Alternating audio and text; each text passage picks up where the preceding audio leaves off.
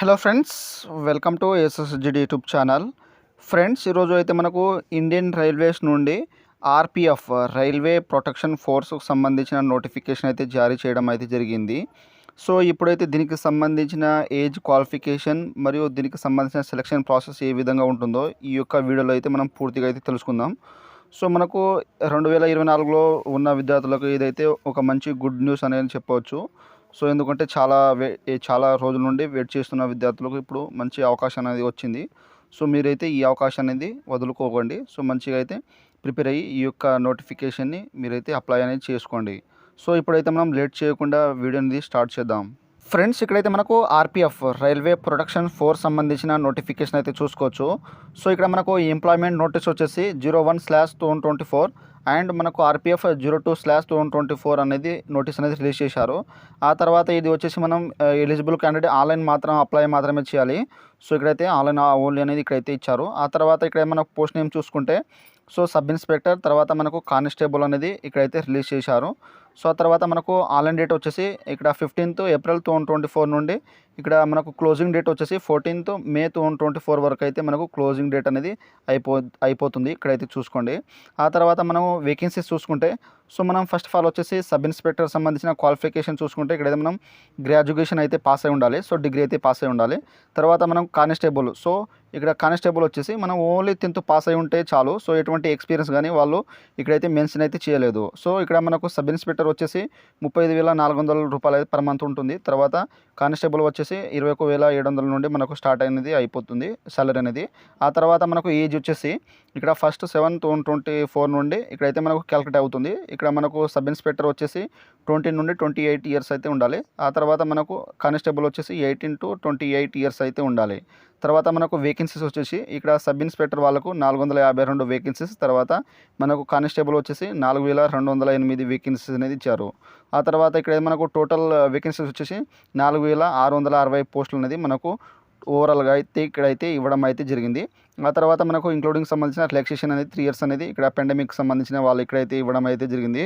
ఆ తర్వాత మీరు డీటెయిల్స్ చూసుకుంటే ఇక్కడ మనకు సిఎన్ నెంబర్ ఆర్పిఎఫ్ 01/ అండ్ మనకు ఇక్కడ ఆర్పిఎఫ్ 02/ మీ యొక్క అఫీషియల్ వెబ్సైట్లో పోయి మీరైతే చూసుకోవచ్చు అనమాట. సో మనకు ఇక్కడ డేట్ కూడా వాళ్ళైతే ఇక్కడ పారా సంబంధించిన ఇక్కడైతే ఇచ్చారనమాట. సో మీరైతే చూసుకోండి.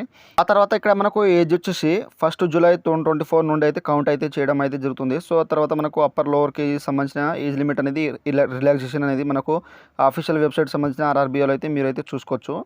ఆ తర్వాత ఇక్కడ వచ్చేసి మనకు fulfil all eligible condition. So మనకు ఇక్కడైతే ఆన్లైన్ డేట్ ఇక్కడైతే మనకు closing date for submission application. So మనకు ఇక్కడ ఆన్లైన్ డేట్ ఎప్పటి నుండో తర్వాత ఇక్కడ మనకు క్లోజింగ్ డేట్ వరకు అయితే మనం ఇక్కడ మన యొక్క క్వాలిఫికేషన్ అయితే పూర్తిగా అయితే ఉండాలి.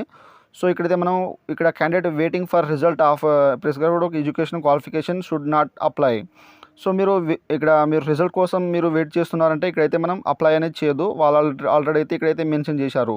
సో రిజల్ట్ కోసం చూస్తున్న వాళ్ళు దీనికైతే అప్లై అయితే చేయొద్దు.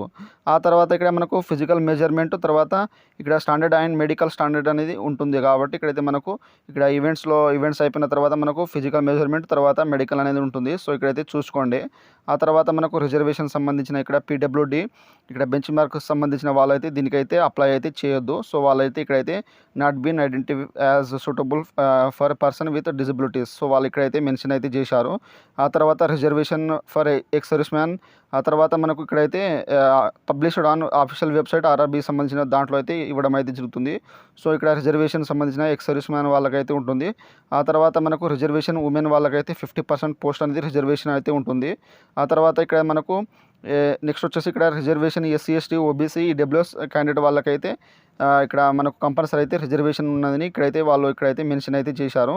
ఆ తర్వాత ఇక్కడైతే మనకు మోడ్ ఆఫ్ ఎగ్జామినేషన్ వచ్చేసి కంప్యూటర్ బేస్డ్ అనేది ఉంటుంది.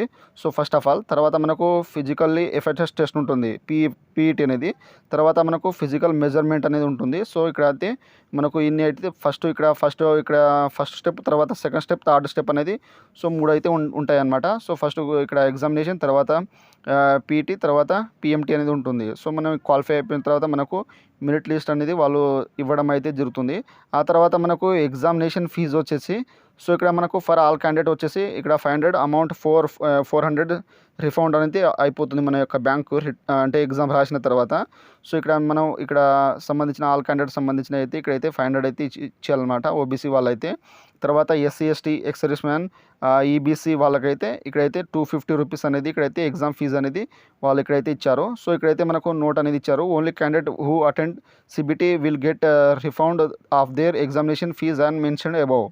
సో మనకు ఎగ్జామ్ అయిపోగానే మన యొక్క మనీ అనేది రిఫండ్ అయితే అయిపోతుందని ఇక్కడైతే మెన్షన్ చేశారు. ఆ తర్వాత మనకు రిక్వైర్డ్ సంబంధించిన ఇక్కడైతే మనకు 01/2024 అండ్ మనకు 02/2024 సంబంధించిన మన యొక్క ఆన్లైన్ మోడ్ అనేది చేయాలని ఇక్కడైతే మనకు ఇవ్వడం అయితే జరుగుతుంది. తర్వాత మనకు ఓన్లీ 1 అప్లికేషన్ మాత్రమే చేయాలి. సో మీరైతే 2, 3 చేస్తే మనకు రిజెక్ట్ అయ్యే అవకాశం ఉన్నది. సో వాళ్ళు ఓన్లీ మనకు ఒక్కటే అప్లికేషన్ చేయాలని ఇక్కడైతే మెన్షన్ అయితే చేశారు. సో ఆ తర్వాత ఇక్కడైతే మనకు పూర్తిగా అయితే దీంట్లో అయితే మెన్షన్ అయితే ఇవ్వడం అయితే జరిగింది.